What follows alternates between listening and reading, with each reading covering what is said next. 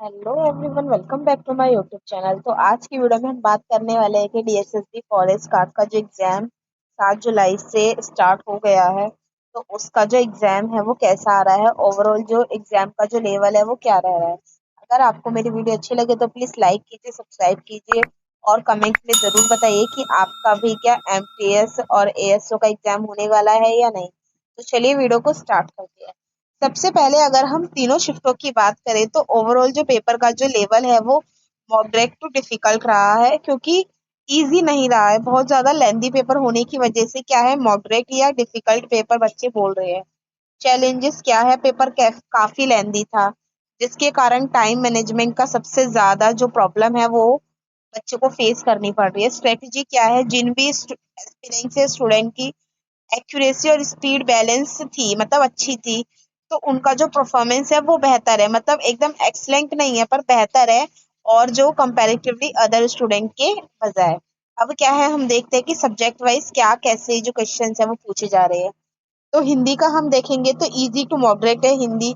जो reading comprehension है, जो दो पैसेज आ रहे हैं वो इजी थे। वो शुद्ध अशुद्ध की जो स्पेलिंग वाले जो क्वेश्चंस आते हैं वो भी थे, पर थोड़े कंफ्यूजिंग सवाल थे। उसमें एक दो क्वेश्चंस में बच्चे थोड़े कंफ्यूज हो रहे थे, ऑप्शन में वो सिली मिस्टेक्स कर सकते हैं। तत्सम तद्भव हो गए, देश विदेश शब्दों के बारे में पूछ रहे थे। मुहावरे और ये जो लोकोक्तियां है वो भी आ रही है पर बहुत कम आ रही हैं। नहीं, हाँ, मुहावरे लोकोक्तियां तो आ रही है, जैसे विलोम शब्द हो गए, समानार्थी शब्द हो गए, ये थोड़े कम पूछे जा रहे हैं। अब है कि हिंदी तो आप कर लेंगे, ओवरऑल हिंदी इजी है। अब है इसके बाद रीजनिंग।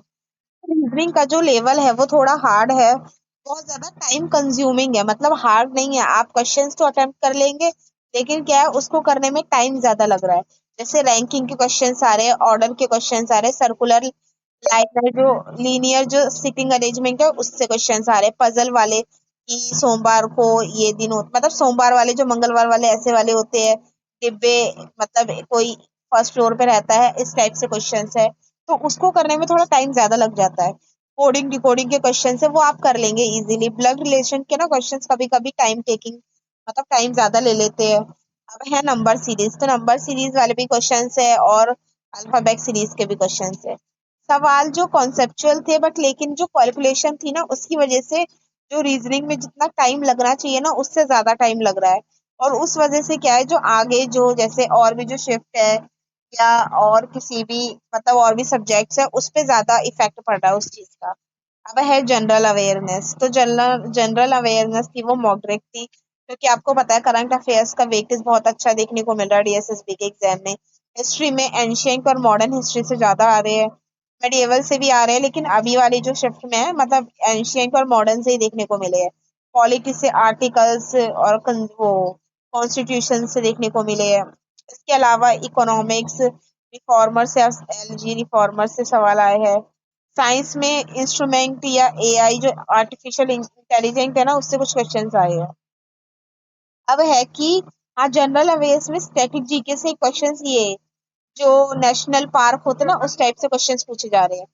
अब है इंग्लिश, तो इंग्लिश का जो लेवल है वो इजी टू मॉडरेट है, मतलब उसमें ग्रामर भी पूछी जा रही है, वोकैब भी, इडियम फ्रेजेस, और प्लस में रीडिंग कॉम्प्रिहेंशन पे भी फोकस था, मतलब अच्छा खासा आया है। Tense, voice, narrations, error deductions, sentence improvement के सवाल भी ज्यादा देखने को मिले हैं।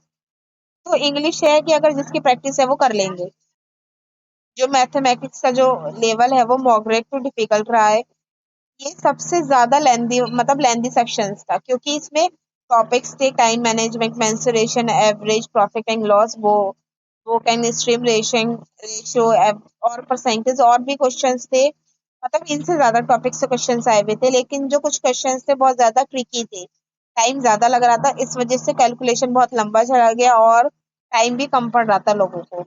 अब एक्सपेक्टेड सेफ अटेम्प्ट कितने हो सकते हैं, देखो पेपर का जो लेवल है वो थोड़ा हार्ड नहीं था, लेकिन टाइम ज्यादा लग रहा था, इस वजह से ज्यादातर लोग ना मतलब अटेम्प्ट ही नहीं कर पा रहे हैं। तो इस वजह से अगर आपने अच्छी एक्यूरेसी के साथ 145 अटेम्प्ट करे हैं तो वो काफी अच्छा स्कोर हो सकता है।